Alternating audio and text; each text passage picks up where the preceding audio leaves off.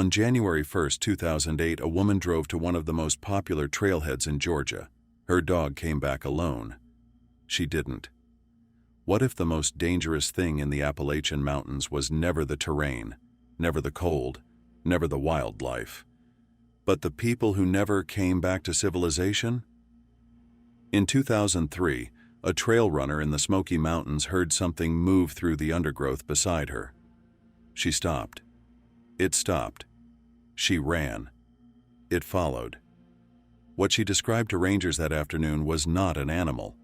It was a person, but not one that had lived among people for a very long time.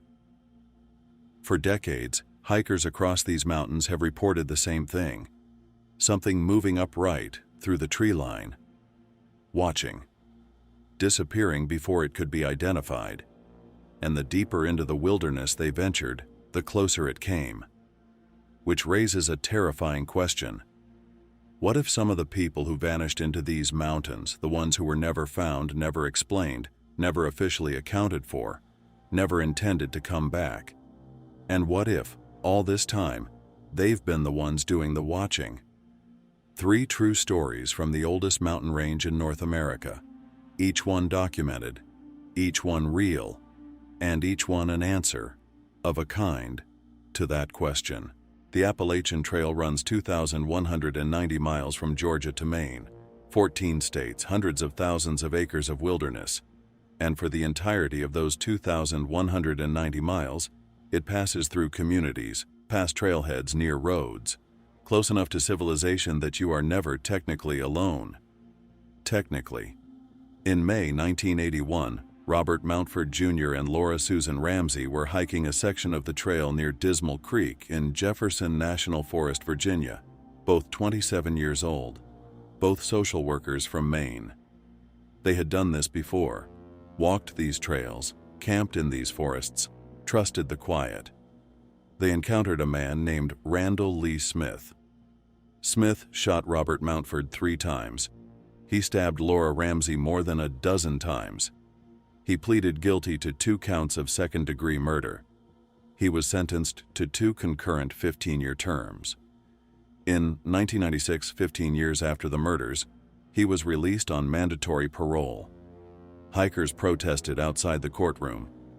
A spokesman for the Appalachian Trail Conference stated publicly that Smith was, to their knowledge, the first person convicted of murdering a hiker on the trail who had been given the opportunity to leave prison. His probation ended in 2006. On May 6, 2008, 27 years after he murdered Robert Mountford and Laura Ramsey on these same trails, Randall Lee Smith returned to the Dismal Creek area, less than 2 miles from the site of the 1981 murders. He encountered 2 men on a fishing trip. Scott Johnston, 38. Sean Farmer, 33. He introduced himself. He was friendly. He sat with them. They shared their dinner with him. Then he shot both of them without warning. Farmer in the head and chest, Johnston in the neck and back. Both men survived. Smith fled in Johnston's truck, crashed it, and was arrested the same day. He died in jail 4 days later from injuries sustained in the crash. The records are clear. The convictions are documented. The dates are verifiable. The horror of this case is not that a predator lived in the Appalachian wilderness. It's that the system knew exactly what he was, convicted him, sentenced him, released him, and he walked back into the same forests, to the same creek, and sat down to dinner with the next people he found. He did not look dangerous. He looked like a person, which, for a long time, was exactly what made him so difficult to see. Randall Lee Smith had a name, a conviction, a file, a timeline that could be reconstructed, documented, explained. The second case has none of that. What it has is a 6-year-old boy, a Father's Day afternoon, and 1,400 searchers who walked every inch of the Great Smoky Mountains and came back without him. The Great Smoky Mountains span the border of Tennessee and North Carolina, more than 500,000 acres, the most visited national park in the country, a place where tens of millions of people have hiked, camped, and brought their families without incident. On Father's Day, 1969, The Martin family was one of those families. Dennis Lloyd Martin was 6 years old. He was hiking with his father, his grandfather, his brother, and several family friends near Spence Field, a high meadow along the Appalachian Trail on the Tennessee side of the park. The boys decided to play a prank. They would split into 2 groups, circle through the woods in opposite directions, and sneak up on the adults from behind. Dennis stepped into the tree line. He was supposed to emerge within minutes. He never emerged. The family searched immediately, then rangers, then volunteers, a search that grew, over the following days, into one of the largest in the history of the National Park Service. 1,400 searchers, the FBI, Army Special Forces, Green Berets, trained for exactly this kind of terrain, who walked the high ridgelines, the creek beds, and the hollows where the ground is soft enough to hold a print. They found nothing. No body, no clothing, no evidence of an animal attack, no sign of a fall, no indication of what happened to Dennis Martin in the minutes after he stepped into the tree line on a clear summer afternoon in front of his family. There is one witness account that has never been fully explained. A family hiking a nearby trail that same afternoon reported seeing a disheveled man moving quickly through the undergrowth. He appeared to be carrying something large, something heavy enough that he was struggling with the weight of it. Rangers took the report. It was noted. The search continued. Dennis Martin was never found. The case has never been officially closed. To this day, the National Park Service lists the disappearance as an active investigation. 55 years later, in the most visited national park in the United States. For decades, his father, Bill Martin, continued to make annual trips back into those mountains, walking the same trails, looking. He never stopped believing his son was taken by a person. The evidence, the absence of it, has never given anyone a reason to tell him he was wrong. Dennis Martin was 6 years old. He was gone in under 5 minutes. 1,400 people walked every inch of those mountains and found nothing. The FBI found nothing. Army Special Forces found nothing. The case has never been closed. The third story is not about what might have been in those forests. It's about what was. For years before anyone knew his name, Gary Michael Hilton moved through the national forests of the Appalachian Corridor like a person who had given up on civilization entirely and had decided quietly, without announcing it to anyone, that the wilderness was preferable.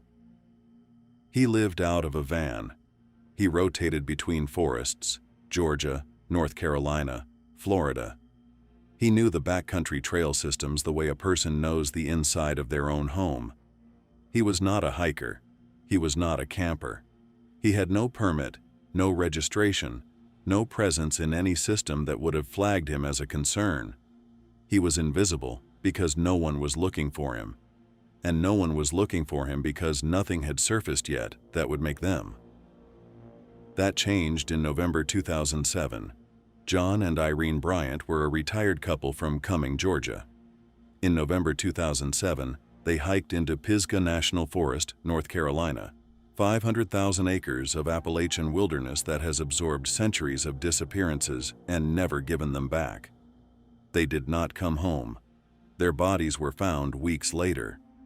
The investigation pointed to Gary Hilton. He would later confess. But in November 2007, no one knew his name yet. No one had connected the van. No one had mapped the years he had spent moving through those forests, along those same trails, past those same trailheads where families unloaded their cars and children ran ahead toward the summit markers. 6 weeks after the Bryants disappeared, on the first day of 2008, Meredith Emerson drove to Blood Mountain, Georgia. She was 24 years old. She had her dog with her, a black Labrador named Ella. She did not know what had already been living in those mountains.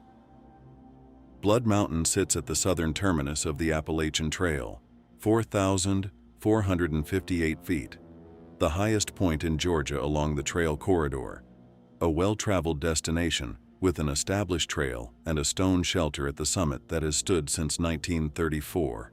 Meredith Emerson had hiked it before. On January 1, 2008, she encountered Gary Hilton on the trail. What followed lasted 4 days. She fought. She had trained in martial arts, and she used everything she had. She did not go quietly. Witnesses later confirmed it, and the physical evidence confirmed it. Even after he had taken her, she remained deliberate. She stayed coherent. She gave investigators specific information, details that were later used to search for her, and ultimately to convict the man who had taken her. Her dog, Ella, was found wandering Blood Mountain alone. Gary Hilton was arrested on January 4, 2008. Not because rangers had triangulated a search pattern, not because a tip line had produced a credible lead, not because the investigation into the Bryants had finally reached his name, because a police officer ran his plates during a routine traffic stop. Meredith Emerson died the same day he was arrested. Gary Hilton is currently on death row in Georgia. In the years since his arrest, investigators worked to determine exactly how long he had been moving through these forests, the Appalachian corridor, the same trail systems, the same backcountry that draws tens of thousands of hikers every year who assume that solitude means safety. The answer was not weeks, it was not months, it was years.